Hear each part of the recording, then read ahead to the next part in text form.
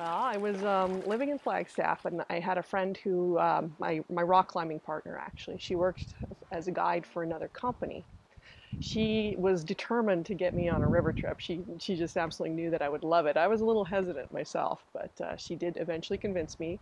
I went down as a helper on one of her trips, and as soon as I was there, I was I was gone. It was just one of those magical moments when the angels sang and the bells rang, and it just I knew where I was supposed to be.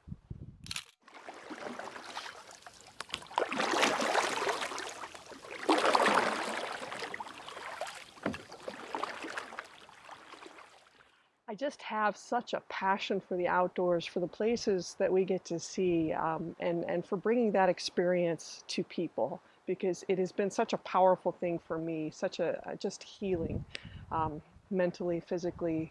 I think it's the way that we're supposed to be. We need to be outdoors. We need to be connected to these things. And in our day-to-day lives, we're just not. We have our little confined office spaces, our city streets. We never walk on rocks, all of that stuff. And it seems like small things, but when you get out here and you experience those things, you realize that, things are kind of out of balance in the way that we live. And so I really just, appreciate bringing people out here and giving them that experience too. So I guess coming up here to Idaho this year, in particular, the last couple of years, we've really been getting a lot more women into the business. It's because some of our older boys, our older male guides have kind of stepped out for a year or two. Some of them may be coming back, but this year in particular, last year, we were almost more women than men in our crew. This year, for sure, we actually are more women than men, and that's a first. And I think that's actually really cool because we're really good quality guides. That's what I've seen. I've worked for other companies where they have tried to achieve a 50-50 male-female split. And a lot of times I felt like they were sacrificing the quality of guides just to bring women in. And that is definitely not the case here. Sometimes it just needs a little push from a friend or something like that to convince us that this is going to be okay. We tend to be a little bit more hesitant to get going, but once we do, we fall in love with it, and it becomes a big part of our lives. I think a lot of us really find a home here. We feel out of place in the world out there, and it's just good to be here and surrounded by other strong women. I think that's probably a big part of it is, like I said, we're surrounded by women who are like us, which we don't necessarily see in the world out there.